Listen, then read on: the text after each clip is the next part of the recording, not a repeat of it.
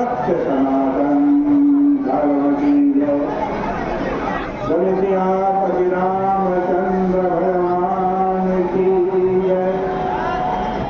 पशुकथावली कलिमलहारिणी मंगलकारिणी मोक्षदायिनी माँ गंगा मैया का ये पवित्र तीर्थ हर की पैरी ब्रह्म कुंड है। बड़ा सुंदर प्रसंग श्री रामचरितमानस के अनुसार कर रहे हैं। सीता जी की खोज में हनुमान जी लंका और लंका जाते जाते अनेक कार्य हनुमान जी ने किए जो कोई सामान्य व्यक्ति नहीं कर सकता। लेकिन जब राम जी ने पूछा कि हनुमान जी बताओ आपने इतनी बड़ी लंका कैसे जला दी?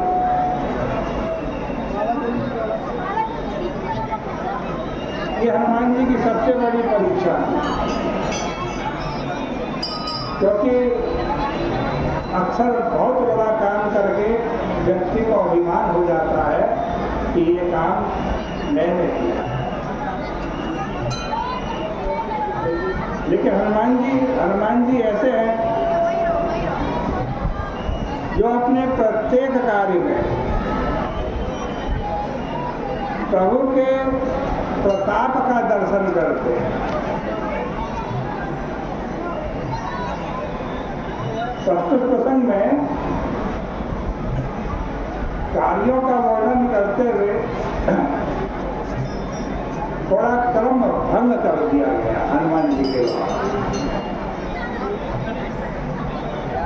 उसका रहस्य इसी संदर्भ में हृदयंगम किया जा सकता है।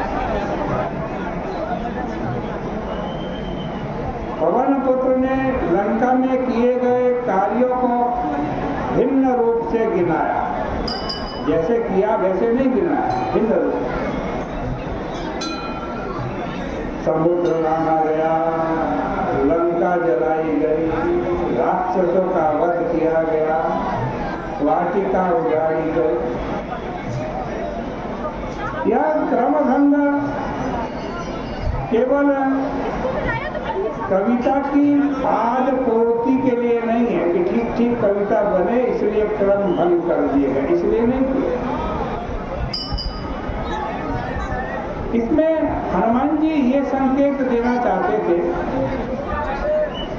कि इन कार्यों के कर्ता के रूप में जो लोग मुझे देखेंगे उन्हें लंका के दहन का कार्य सबसे अंत में दिखाई पड़ेगा। सबसे अंत में क्या किया हनुमान जी ने?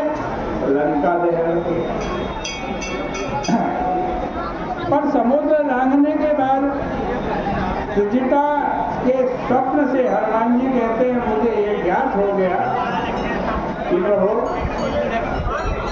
लंका दहन तो आपके संकल्प में पहले से ही हो चुका था।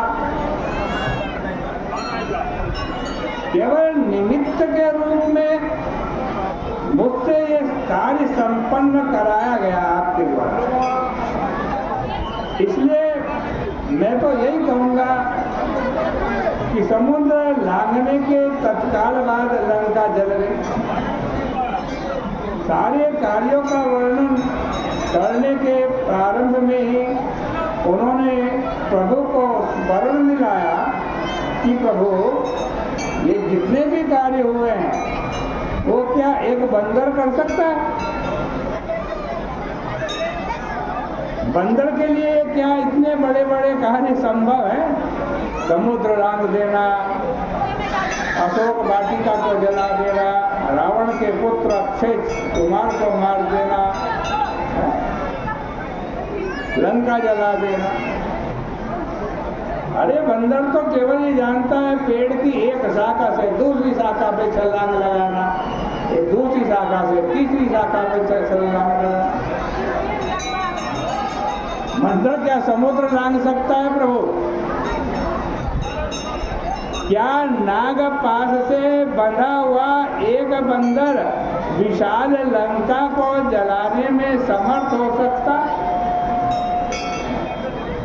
अरे बंदर तो राक्षसों का भोज्य है, खाद्य पदार्थ है। राक्षस उठाते और बंदरों को खा जाते।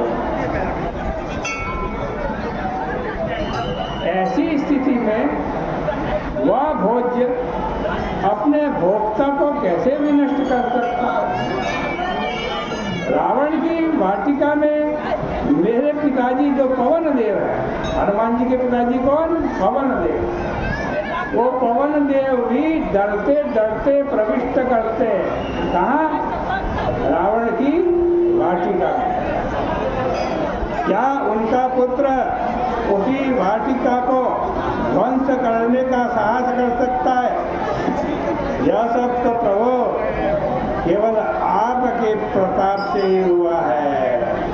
इस तरह आंजनेय कड़ी परीक्षा में उत्तीर्ण हुए और प्रभु ने प्रसन्न होकर उन्हें अपनी अनपायिनी भक्ति प्रदान की। इस संवाद को हृदयंगम करने वाला प्रभु की मंगलमयी भक्ति को प्राप्त कर लेता है। बोल सियापति रामचंद्र भगवान की।